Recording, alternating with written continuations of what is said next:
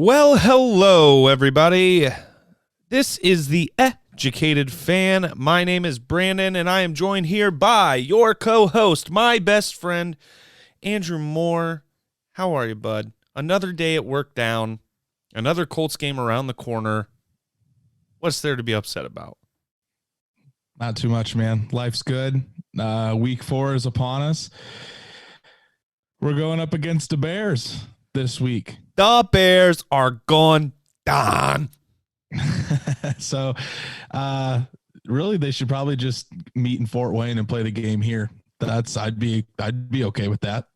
I think this week's going to be a little bit more of a test than the past couple weeks have shown us. I mean, the Bears are 3-0, Colts are 2-1. So I think it's going to be a little bit better competition than what we've seen the past 2 weeks, but I'm excited. Unfortunately, this is a game that me and Danny were supposed to go to, get to experience Soldier Field for the first time, but unfortunately that's not happening. But that's a I'm real still pisser. excited. Yeah. Could be how long till we play there again? It'll be 8 years probably. 8 years? Unless what's the other circumstance? Is it if we played the leader of that division, if we won the division, or if we matched up? Is there any way we play them? That's only for the AFC. So NFC, you play there every 8 years. So it's definitely 8 years. Yeah. Well, that's unfortunate for everybody involved. But you know what? The Bears, let's just dig into it. 3-0. The Chicago Bears, with two quarterbacks so far this year, 3-0. Nick Foles named the starter going into week 4. Now, let's just start here. The Bears have beaten the Lions, the Giants, and the Falcons. And they barely won, I think, all of those games. I think the Giants was the most, I think that's the only game they were in the lead the whole time. And they still only won by 4. So, this is a game. This is a trap game. This is a trap game. I wouldn't say it's a trap game. Honestly, I would say that the Jets game is more of a trap game than this game, because the Bears are 3-0, and they're going up against Chuck Pagano's defense. So I think the Colts are really focusing in on this one. I don't think it's a game that they're necessarily overlooking, and I think it's a game that they'd be pretty pumped for. It's not like they're looking ahead to Cleveland next week. Cleveland has a worse record than Chicago does even. So I don't think it's a trap game personally. I do think the Colts are going to have plenty of opportunities to excel in this game. Particularly, well, let's start with the man I just mentioned. It's Chuck Pagano is now the defensive coordinator for the Chicago Bears. Their defense has been doing, I mean, they're in some ways they've been excelling and doing very well. In other areas, they haven't been doing very well at all. Let's start with their run defense. The Bears gave up 138 yards rushing to the Lions and 144 yards rushing to the Falcons. So it doesn't seem like their run defense is very good. And that's something that our offense is predicated on, is running the damn ball. Plus, right. There is weather potentially in the forecast for Sunday in Chicago. So if it's a little bit rainy, a little bit windy, the Colts might be running the ball even more. So that could play into our hands. And then another issue is, do you remember when Pagano was here as the head coach, how many big plays it seemed like the Colts would give up on defense? Especially on third down, it felt like. Right. Well, the Bears are having that problem too. The Bears have given up 11 completions of 20 plus yards, which is tied for 25th in the NFL. So it looks like they still have the propensity to give up big plays at times. So, I mean, that could be T.Y. Hilton. We've seen Mo Alley Cox make plenty of big plays. If we get guys down the sideline open, even Zach Pascal could make some plays, possibly Nyheim Hines. So there's going to be the opportunity to make some plays. Now, what the Bears do well is they are leading the league in completion percentage allowed. And the Bears are only allowing opposing quarterbacks to complete just 56% of their throws. Yeah, well, guess However, what? Phillip Rivers is leading the NFL in Phillip pass Rivers percentage this is year. leading the league in completion percentage at 78.3%. So that's one of our strengths going up against one of their strengths. So it's going to be interesting to see how which group comes out on top. Now, I do expect Phillip Rivers to continue to dump it off to the backs, continue to find T.Y. Hilton in the open zones, use that play action. So, but I really think that our main focus is going to be that the defense for the Bears. How are we going to attack it? Making sure we're having success running the ball, because it looks like we will be able to, especially if the weather does play a factor. The Colts offensive line will be able to eat, and we can really lean on them. But at the same time, not be afraid to really take shots when they're available to us, because it does seem like that the Bears will give up big plays from time to time. So you never know. Maybe this is the game that we see that huge performance from T.Y. Hilton, but it's definitely kind of the opposite of what the Colts defense is. The bend but don't break. Pagano's defense is aggressive and can give up the big plays. Sure, and it's going to help T.Y. this week and his chances on having those big plays and being more of a role in the offense because of the lack of receivers all of a sudden we have. Obviously with Pittman Jr. and Campbell not playing this week. So the Colts are a -2.5 favorite.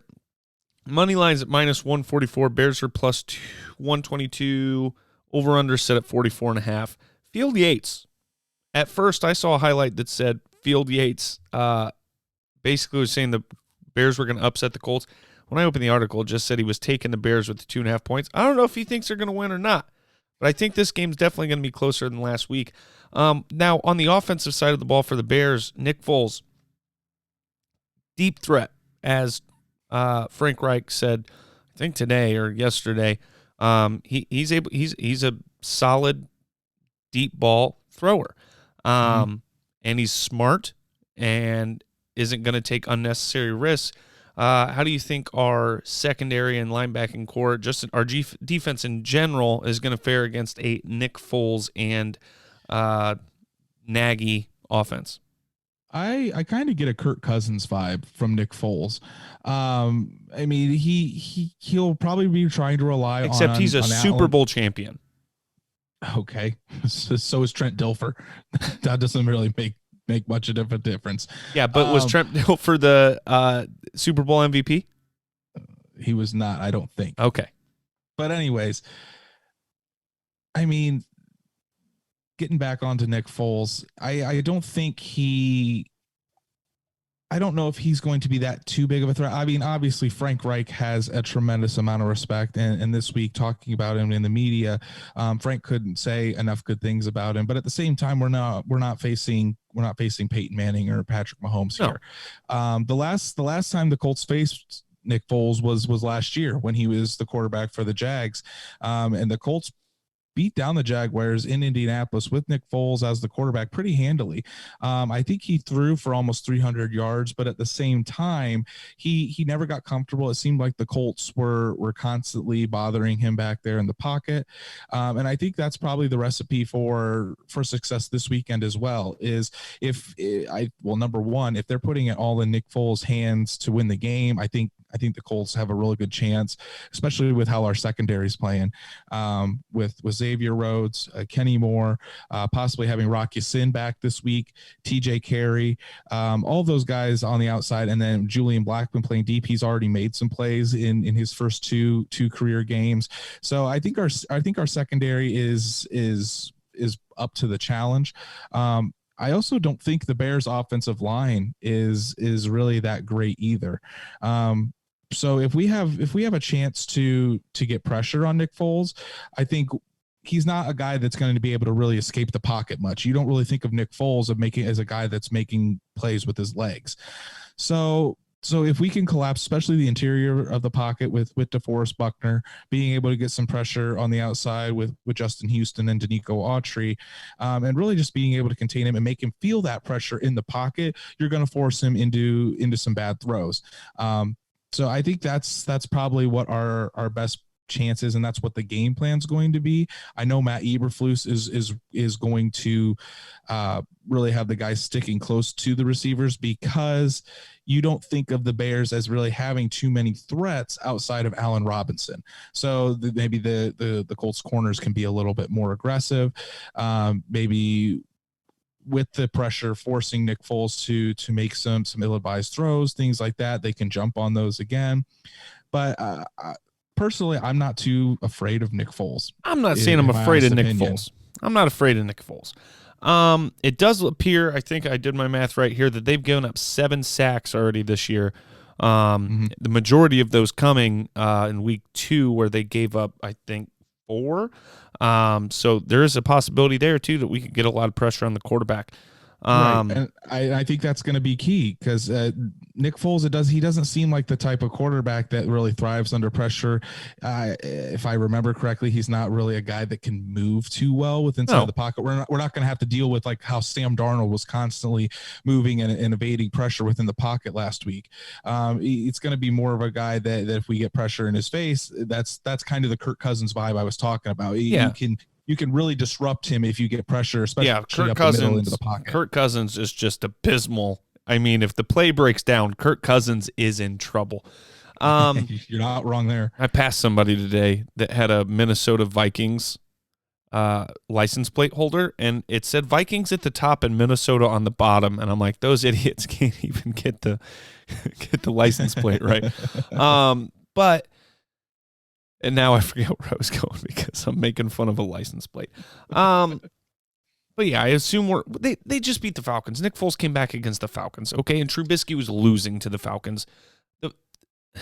I know the Falcons hate winning, so I can't imagine. Good. Falcons are in trouble. So what else we got for the game? What else you think's important about this week? Yeah, I wanted to kind of ask you this. Who's your X factor this weekend? Who do you think is really the guy that you think could really stand out, or who's a guy on either side, whether it's the Bears or the Colts, that is going to play a big difference in this win? Is it Nick Foles, or do you think it could be someone else? I would say that it's gonna be Ty or JT. I think you're exactly right. T.Y. Hilton or JT. Jonathan Taylor. I think Jonathan Taylor could have a huge game. It's kind of close to that Wisconsin area.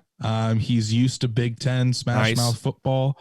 This could be the game that he really breaks out. Now, I was looking at Stephen Holder usually does a weekly film review, and it came out last night. His film review kind of focused on Jonathan Taylor and kind of his different vision with the game last week against the Jets. And there were some times where his vision was great, and other times he missed the hole for a big gain. And I was kind of getting into an argument with this guy about Jonathan Taylor's development. And we got to think about this. Jonathan Taylor didn't have any OTAs, no preseason games. This will be his 3rd game as a starter. And it's something that we really don't put enough thought into with rookie running backs, of how much the speed of the game really changes. Sure. So and he's going to get better at finding those reads and at being able to break open those home runs. And it very well could be this weekend. We have all been waiting for really Jonathan Taylor to break open a huge play, use that 4-3 speed. And with the Bears defense, especially their rush defense not really being up to par, we could see Jonathan Taylor really break it open, and he could have a huge game. And I think that also kind of takes the pressure off of Phillip Rivers, because again, I mean, Phillip's been great so far, but we don't want to put all the pressure and make it solely that Phillip has to carry this team. So I think Jonathan Taylor could really have a huge game, and it wouldn't shock me if he does go over 100 yards or breaks a big one and gets a touchdown or two. So, I'd love to see him break off a big one. Tariq Cohen. Also out this week, if I remember correctly. Yeah, he tore his ACL. So that helps. That's a big weapon. Sorry to him. Not great for him, but it's a big help for the Colts. I mean, that's probably behind Allen Robinson, their best playmaker. I mean, maybe David Montgomery as well, but Like I said, it's Jonathan Taylor on the offense. On the defense, I think I want to give it to DeForest Buckner too, because if we can get pressure in Foles' face, make him really uncomfortable, we can force some turnovers or really get the Bears in some bad situations. Let's move along to injuries. Michael Pittman. Wait a second. Wait. What's your prediction? Oh, Colts by 1 million. Colts by 1 million. That's your prediction every week. That's right. For an honest prediction, Colts. I do think the Colts will win. I do think it's going to be a lot closer game than we've seen the past 2 weeks for sure.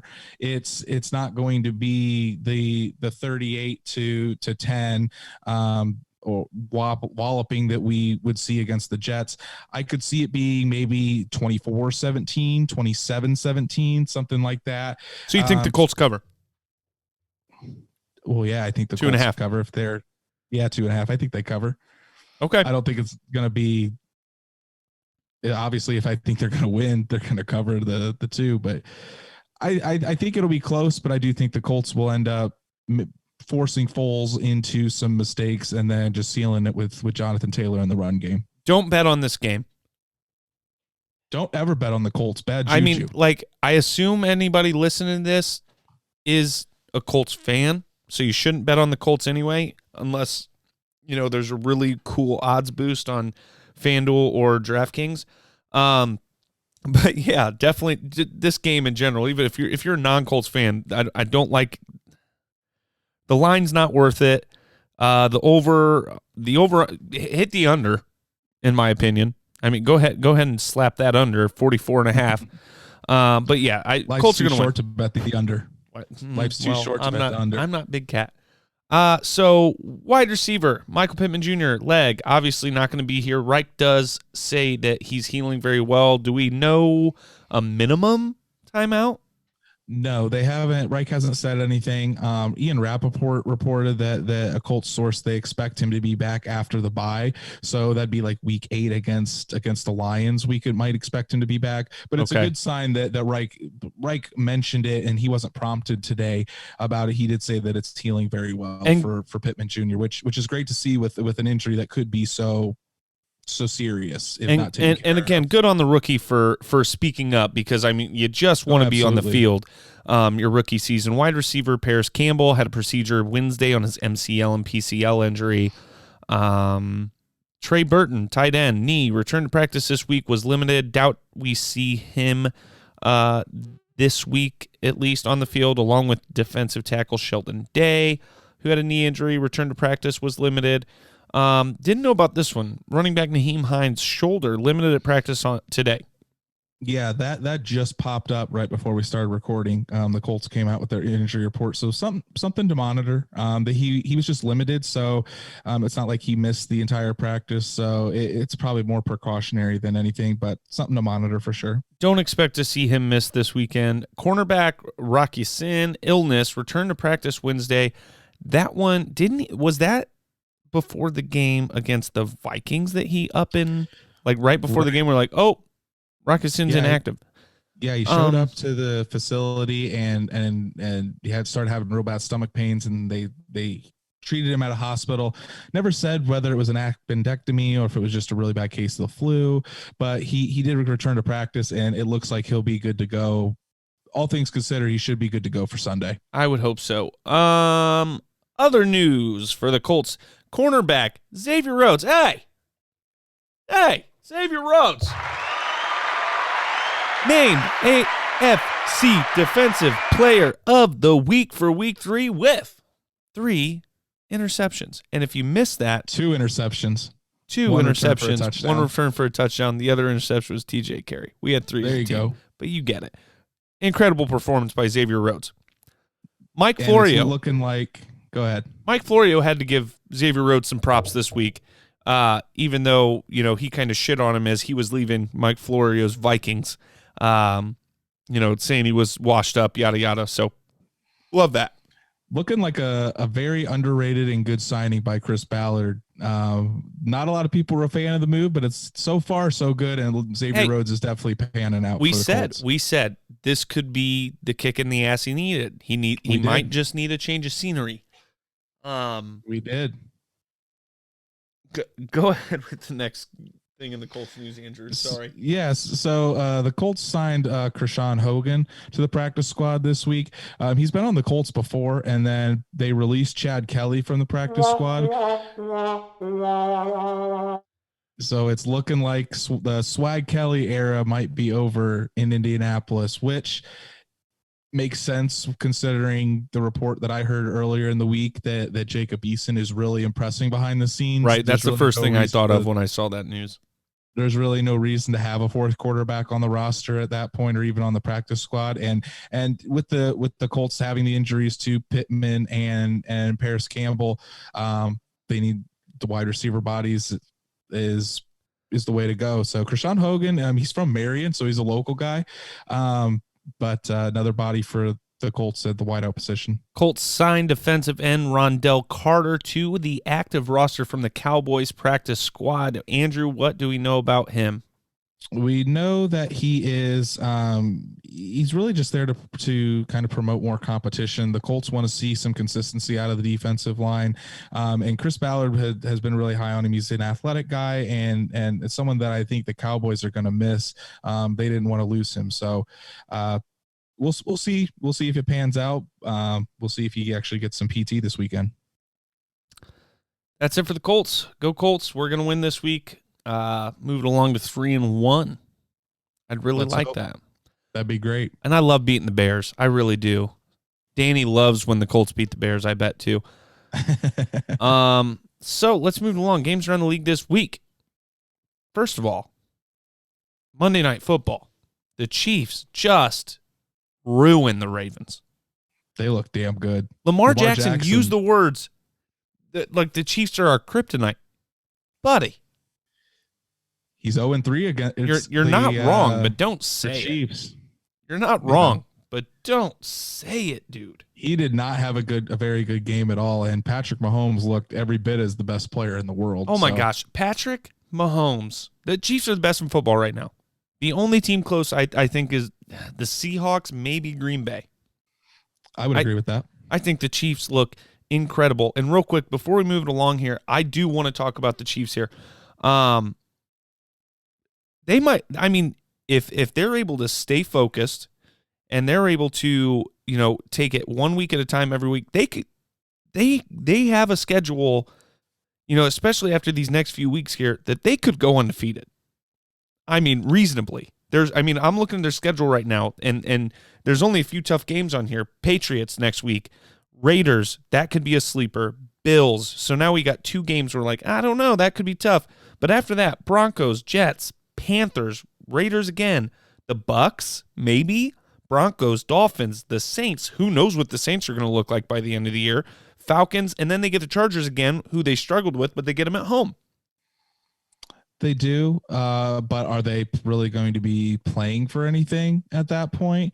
They seem to be loving being the Super Bowl champs and loving being on top. I could see that. I could see them wanting to say, "Hey, let's go undefeated."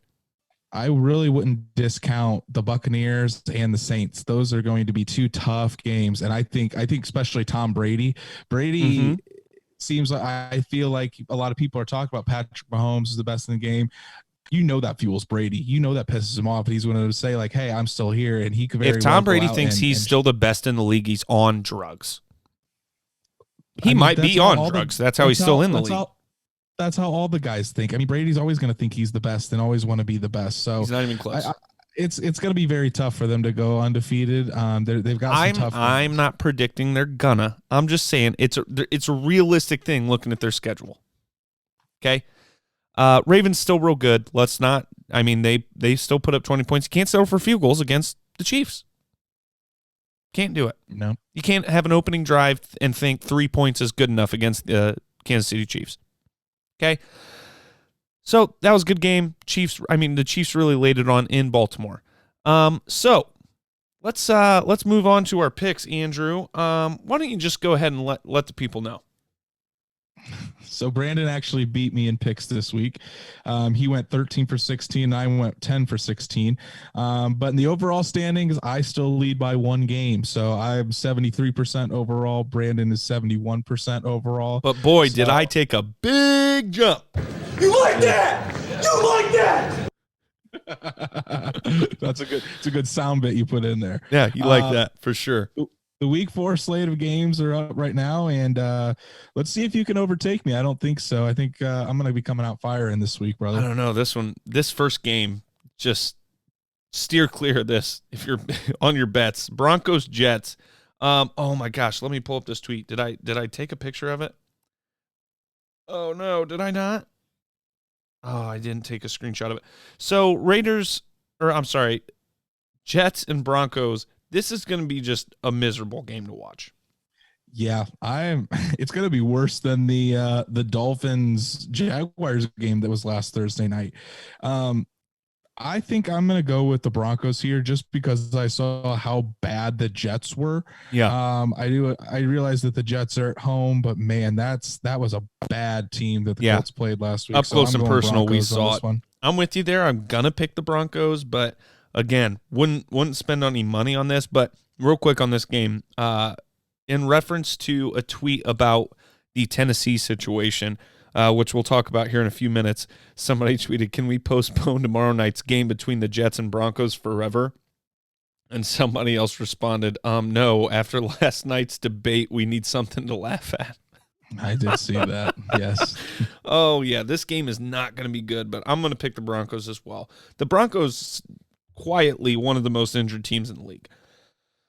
Colts, Bears, obviously. We both got Colts. Jaguars, Bengals. I'm going to let you pick first. I'm going with the Bengals. I think Joe Burrow gets his first win. I think that he's just looked better and better each week. So I'm going Bengals. I think they win at home. You know what? I was going to pick the Jaguars, but you're right. Joe Burrow is going to get his first win at home in front of Cincinnati, in front of, I don't know how many fans. I don't know if there's still 0 or whatnot. But yeah, that's a good pick. Bengals. Coming up next, we got the Browns at the Cowboys. I would love to pick the Browns, but I think the Cowboys are going to win that game. I think the Cowboys win too. I mean, they while they're 1-2, I mean, they took Seattle to the brink and they really didn't play too great of a game. So I think the Cowboys are just going to be too much for the Browns defense. Cowboys defensive line and defense in general, not looking great. You know who does look great is a man coming off of 5 years not playing football. Who's that? Well, you set this up and then you don't even know who you're talking about. You know who I'm talking about. This is going to piss me off. He just came off suspension this year. Kareem Hunt? No, for Dallas. For Dallas. Alden Smith? Yes, thank you. Goodness gracious, I'm pissed. Alden Smith playing some good football. Yeah, he is. He's been looking like a monster. That's for sure. Imagine the 5 years he could have had if he didn't have off the field issues. Right. Moving along, Cowboys win. Saints, Lions. I would hope the Saints win. I would hope. Too. I'm going to pick the Saints as well. But the Cardinals kind of got shocked last week, so hopefully the Saints come in this ready to play. I can't imagine the Saints lose 3 in a row. No way they lose 3 in a row. Michael Thomas might be back this week too, and if that's the case, then it's a wrap. The Saints win. Next game, honest to God, I mean, I want the Titans to lose, but it wouldn't hurt us too bad for the Steelers to get a loss in somewhere too, but the Steelers likely win that game. I'm going Steelers. I think there's just too much surrounding Tennessee right now. It's just too much noise, too much other things to think about. They can't even be in their own facility right now, so I'm going Steelers. Yeah, and the Steelers have all week to prepare. So Seahawks, Dolphins, Seahawks by a landslide.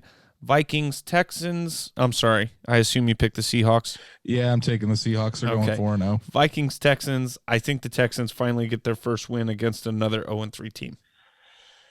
Ooh, this is tough. I think Deshaun Watson's good enough to will his team to a victory here. Yeah, the Vikings, however, I mean they took Tennessee to towards the end of the game last week, so I think the Texans win as well, but I think it's a very close game. Panthers, Cardinals. Cardinals bounce back. Yeah, I think the Cardinals bounce back as well. Kyler Murray had a pretty bad game, 3 interceptions last week, so I think he gets back on track. Back it up real quick. I forgot to mention I have notes here. Seahawks. Russell Wilson's on pace, if I remember the stat correctly, for 75 touchdowns this year. Obviously, he's not going to keep that up, but he's on pace for 75. He has the most touchdowns through 3 games of any quarterback of all time, currently on pace to shatter the single-season record by 20 touchdowns. Yeah, he's got 14 right now in 3 games. It's absurd. Absurd. Moving along. Chargers, Buccaneers. Andrew. I'm going Bucks on this one. Brady at home, going up against a rookie quarterback, and Todd Bowles has the last couple weeks has really been scheming, and that Buccaneers defense is pretty tough. So I'm going Bucks. That Buccaneers defense was really tough last year. They just so happen to have the most interception-prone quarterback of all time. Buccaneers win. Right. Ravens against the Washington football team, and it's so funny how ESPN has that in there. Just says football team next to the logo. Ravens definitely going to get a win here. Dwayne Haskins had 4 interceptions last week. Ron Rivera basically said he's still the guy right now. Like, I'm not there yet, but did say he's got a line. I think we're going to see Alex Smith come out this week. Yeah, I don't know about that, but I do think the Ravens are pissed off and are pretty embarrassed about their performance against the Chiefs. And without Chase Young, it looks like is going to miss this week as well. So I think Ravens come out on top by quite a bit. Giants, Rams, go ahead. I'm going to go Rams. The Giants, again, just look like hot garbage. So I think the Rams pretty easily take care of the Giants. Rams looked really good last week against a really good Bills team. Missed some field goal opportunities, interception in the end zone. They marched down the field almost every time they had the ball last week, so I expect them to continue that. Bills, Raiders, I think the Bills stay undefeated. We might agree on every damn game here, Andrew. This one, I don't know. I just feel like it's almost like in Vegas. Ooh. It is in Vegas. And I think the Raiders, I mean, they came out and they beat the Saints. And the Bills are coming off of barely beating the Rams. I'm going to go Raiders. I think the Raiders will go to 3-1. And I think the Bills get their first loss. I will say the Bills' run defense, the front 7 did not look great. Lots of tackles from the secondary last week. And was it Jacobs? Josh Jacobs is a running back for the Raiders. Is that his name? Yes. Yeah, kid looks good. So this could be one I end up losing to you. Patriots, Chiefs. Don't bet on this one either. Just don't do it. I think it's going to be another game like the Patriots Seahawks game. I am going Chiefs just because I think they squeak it out, but I think Patrick Mahomes will struggle against the Bill Belichick defense. Yeah, but I don't think Cam's got enough to take care of that Kansas City defense that looks to be getting better every week. Yeah, I'm going Chiefs. 49ers, Eagles. This is a real weird one because all the injuries to the 49ers, but the Eagles have looked so bad. But, 49ers seem like the right choice. Yeah, I'm going 49ers at home. The Eagles just still seem like they don't have it. Now, this game will very, very easily could be wrong. Carson Wentz could easily get out of his slump. And with all the injuries to the 49ers, maybe that's exactly what the Eagles need. But as of right now, I'm going to go 49ers. I agree with you, Andrew. Now, this next one should be, I've got it listed as an absolute lock. Packers -7, but I'm telling you, if there were ever a game to ruin that $20,000 parlay, I mean, it'd be Monday Night Football. Packers blow it against the miserable Falcons, but I think Aaron Rodgers is on an absolute mission right now, and I just don't think it's possible for him to lose to the Falcons. Right. I don't think so either. I think the Packers go to 4-0. They're clicking on all cylinders. It looks like Devontae Adams could very well be back this week too. I don't know if they were going to push him to come back, but I just don't think they have anything for the Packers. The Packers look real good. Looks like Andrew and I could head into week 5 with a tie or me down by 2. I think we only disagreed on one game there. Yeah, it was very close this week, but hey, we'll see what happens. I was pretty wrong last week. All right. So that's it for our picks this week. Injuries around the league. Tight end Dallas Goedert from the Eagles. Fractures an ankle, out for a few weeks. Buccaneers wide receiver Chris Godwin. Hamstring week to week. That's big for Tom Brady.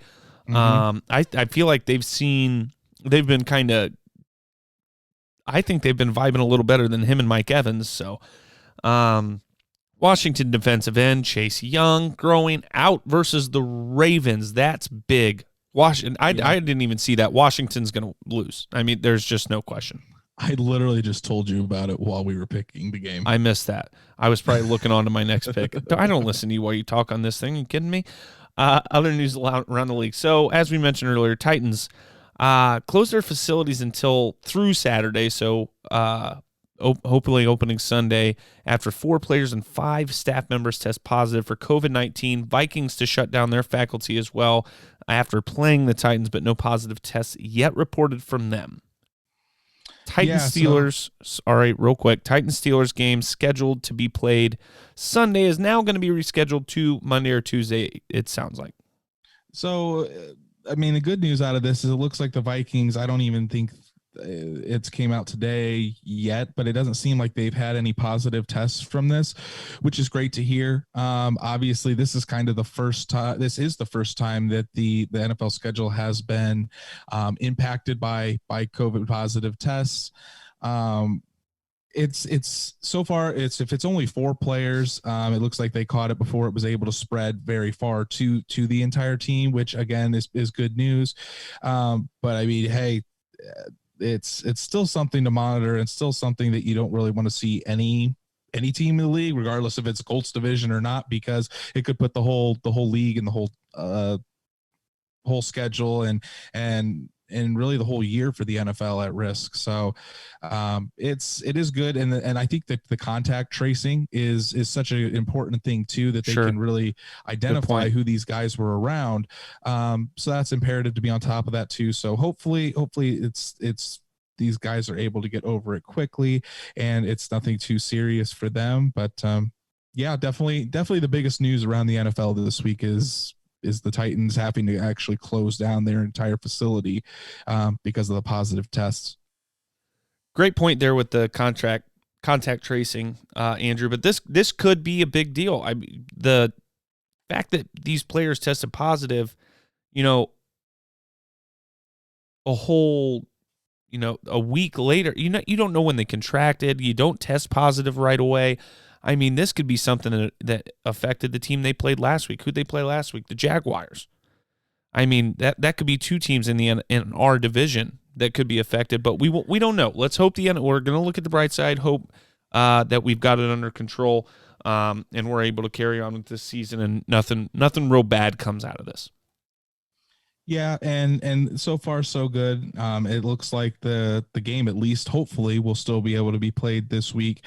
It kind of sucks for the Titans not being able to be really in the facility, and if it opens on Saturday, then it gives them 2 days really in the facility before the game. So it's going to be tough for them, but I mean, we kind of knew this was the possibility that this could happen this year, and they really need to, and everyone's got to deal with it. So we'll see how they adapt and how they do against the Steelers Monday or Tuesday. They'll probably get their butts whooped. Moving along to your favorite segment of the week for the preview episode anyhow. We're going down to Bad Beats with me, Brandon.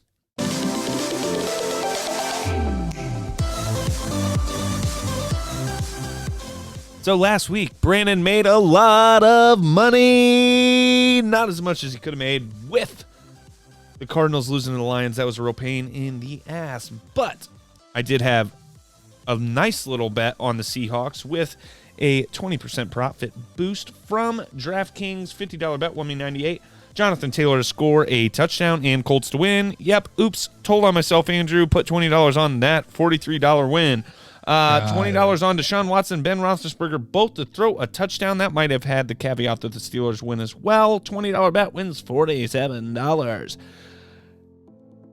And another odds boost for Colts to cover -7.5 versus the Jets. Said, screw Don't it. do it.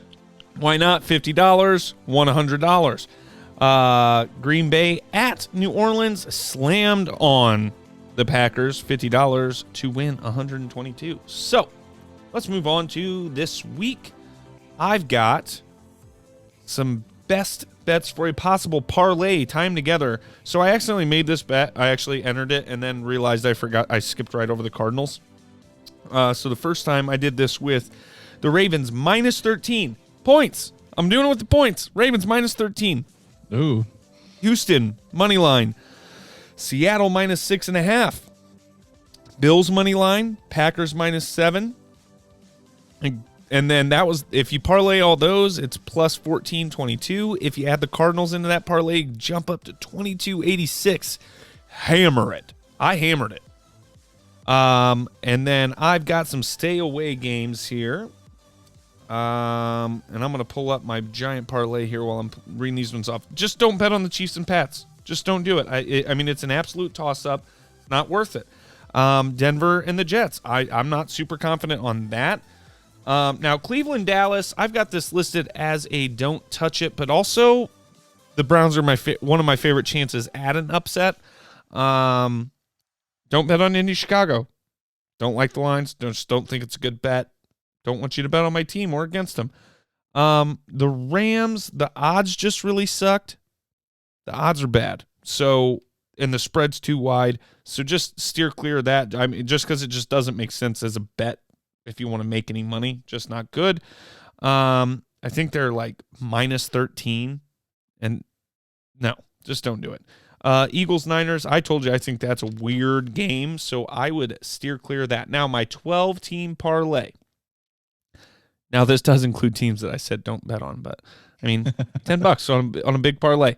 Broncos, Cardinals, Ravens, Cowboys, Jaguars, Bucks, Texans, Saints, Seahawks minus 6.5, Rams, Bills, and Packers. $10 for a whopping plus 14,664 for a winning of $1,466.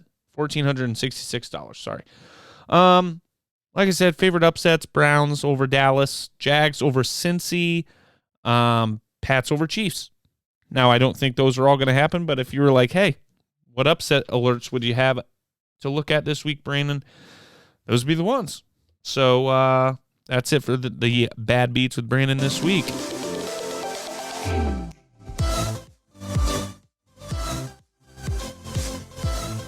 All right. That's it this week, guys. We do really, really appreciate you listening. We had some people share our episodes on Facebook this week.